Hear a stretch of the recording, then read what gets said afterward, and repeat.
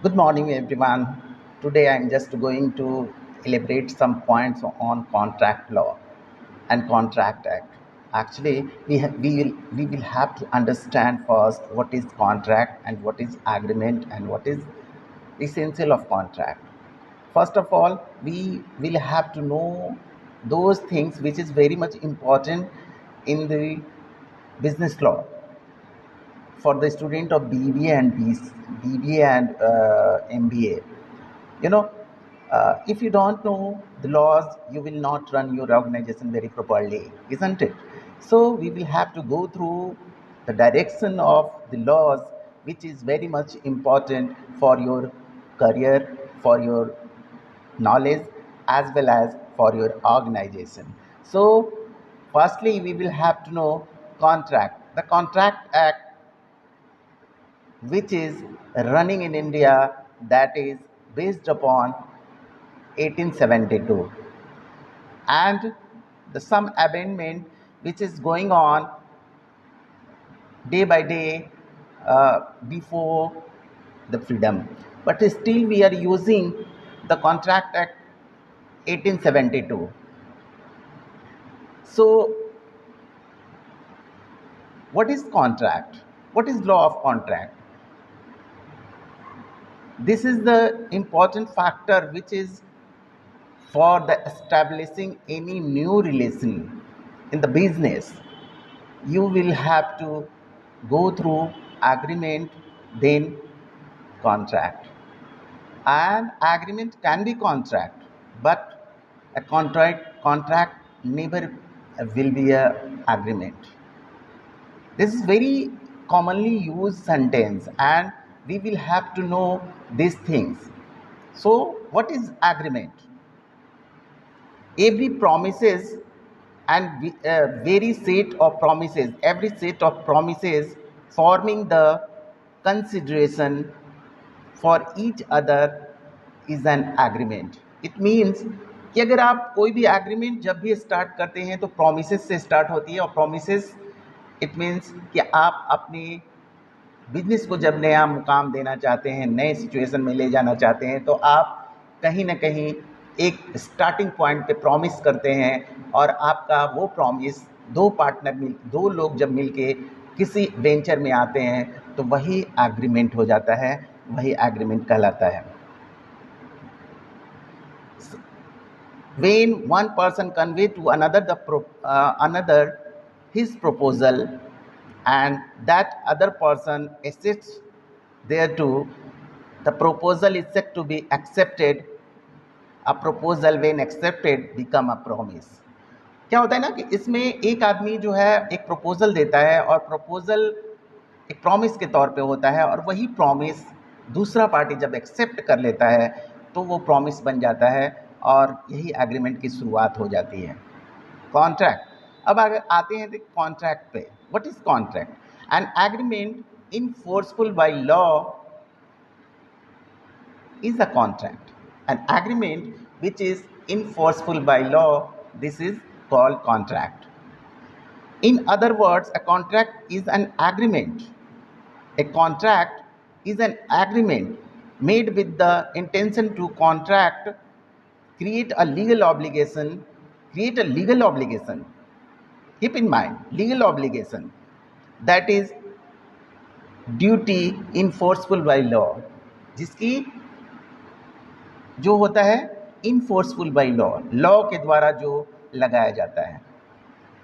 ये डिफिनेशंस मैं बता रहा हूँ. फिर आगे आते हैं offer of proposal, acceptance, fourth one is acceptance, then consideration, then consent. Now contract. मैंने ऑलरेडी बता दिया कि 1872 का एक्ट जो है वो कॉन्ट्रैक्ट एक्ट में अभी भी लागू है, और ऑल ओवर पैन इंडिया में ये लॉ लागू है, और पैन इंडिया में ये काम करता है. और किसी भी बिजनेस को आगे बढ़ाने के लिए, बिजनेसमैन को या मर्केंटाइल को या किसी भी न्यूली एस्टैब्लिश बिजनेस को आगे बढ़ाने के लिए एग्रीमेंट और कॉन्ट्रैक्ट की ज़रूरत होती है. तो मैंने ये भी बताया कि an agreement can be contract, but a contract not be a agreement. Agreement is the set of promises, but contract is where the contract is that is enforceable by law. मतलब वहाँ लॉ का आना ज़रूरी है और law के द्वारा ही contract को लागू किया जाता है. What is contract? As per the definition contained in section 2H, a contract is an agreement enforceable by law.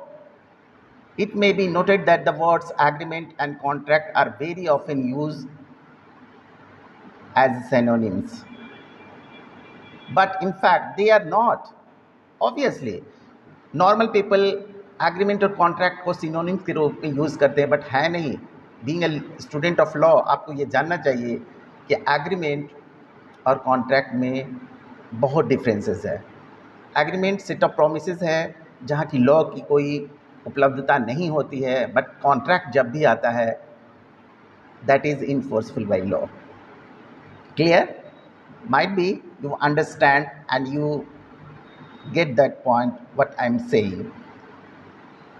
Essential of contract. Contract काम कैसे करता है, क्या ज़रूरी है कॉन्ट्रैक्ट के लिए, वो जान लेते हैं. Minimum 2 parties. Obviously, the contract, when the contract is going on, there should be 2 parties. Someone who is giving the proposal and second one is accepted the promises. That is called contract. Offer and acceptance. जो मैंने already बताया, offer acceptance, एक आदमी offer देता है, second one उसको accept करता है, तो ये ऑफर एंड एक्सेप्टेंस कहलाता है. Third one, intention to create legal obligation. Contract जब भी आता है तो यहाँ पे लीगल ऑब्लिगेशन आ जाता है, यानी कि आप लॉ के दायरे में आ जाते हैं. लॉ के द्वारा आपका कोई भी डिस्प्यूट अगर आता है या किसी तरह की कोई प्रॉब्लम होती है तो आप लॉ के द्वारा इस सब चीज़ों को या डिस्प्यूट्स को सॉल्व आउट करते हैं और अपने बिजनेस को आगे लेते जाते हैं. कोई प्रॉब्लम नहीं होती है. Keep in mind. Lawful consideration. ये कंसिडरेशन जो है लॉफुल है. कैसे? An agreement is a legal enforceful only which of the parties thereafter given something and get something. That is consideration. किसी ने कुछ दिया और किसी ने कुछ लिया, यानी कि प्रपोजल दिया और एक्सेप्ट किया, ये एक तरह से कंसिडरेशन है. मैंने कंसिडर किया और ये कंसिडरेशन ही आपका एक इसेंशियल पार्ट हो जाता है कॉन्ट्रैक्ट का. बट यहाँ पे लॉफुल होना चाहिए. ये जो कंसिडरेशन है, ये दिमाग का जो कंसिडरेशन की बात हो रही है, लॉफुल होना चाहिए, उद्देश्य सही होने चाहिए, फ्रॉडुलेंट नहीं होना चाहिए, बेकार नहीं होना चाहिए, आपके अंदर किसी तरह की गलत फहमी नहीं होनी चाहिए, और जो पॉलिसीज़ हैं उसको आपको अंडरस्टैंड करने की क्षमता होनी चाहिए. Competent partner, competent parties. अब कॉम्पिटेंट पार्टीज़ क्या है? कॉन्ट्रैक्ट के लिए कौन कॉम्पिटेंट हो सकता है? तो कॉम्पिटेंट होने के लिए आपको ये पता होना चाहिए कि एक बंदा जो कि माइनर है वो कॉन्ट्रैक्ट के लिए एलिजिबल नहीं है. तो आपको कॉन्ट्रैक्ट के लिए एक एडल्ट आदमी होना चाहिए, यानी 18 ईयर्स क्रॉस कर जाना चाहिए, उनके साथ कॉन्ट्रैक्ट हो सकता है. एंड वो साउंड माइंड का हो, यानी कि वो दिमाग से सही हो, पागल एलिनेटिक ना हो, and not disqualified from contracting to any law to which they are subjected. और वो किसी तरह के दूसरे ऑब्लिगेशन में ना आया हो जो कि लॉ के दायरे में आता हो, या किसी तरह का उस पर पीने वाला ना हो, ल्यूनेटिक ना हो, या वो दिवालिया ना हुआ हो, या कैरेक्टर का सही हो, कैरेक्टर की जो है वो सही होना चाहिए. ऐसे लोग ही कॉन्ट्रैक्ट को एलिजिबल होते हैं. यही कॉम्पिटेंट पार्टीज़ में आते हैं. Free consent.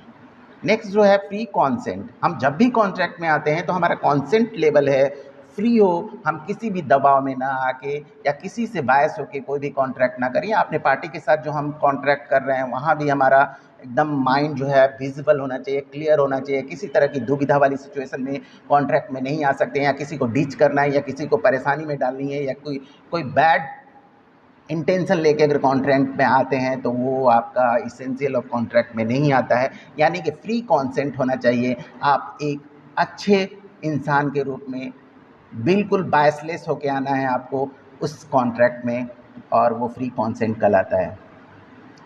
Lawful object, lawful object, the object of an agreement must not be fraudulent or illegal or immoral or opposed to public policy, must not imply injury to the person or property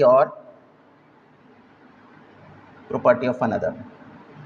lawful law के अंतर्गत जो मैंने बताया वही है कि object जो है आपका इंटेंशन जो है लॉफुल होना चाहिए, और किसी तरह के बैड इंटेंशन से आप आते हैं तो वो आपका कॉन्ट्रैक्ट सही नहीं है।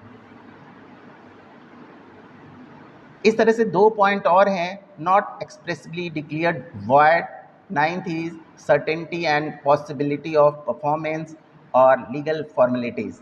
तो आज के लिए मैं इतना ही बताना चाहूँगा। कॉन्ट्रैक्ट में जो मैंने बताया आपको ध्यान रखिएगा, this will be very practical thing for the contract, understanding the contract, agreement and the law of contract. So keep in mind, if you will understand these things, later on I will discuss some other topic, and just go through it and try to understand. And obviously, if you're not getting anything, give me your ideas in comment box, then I will be revert back to you। तब तक के लिए स्वस्थ रहिए, तंदुरुस्त रहिए, and keep reading. Vande Mataram.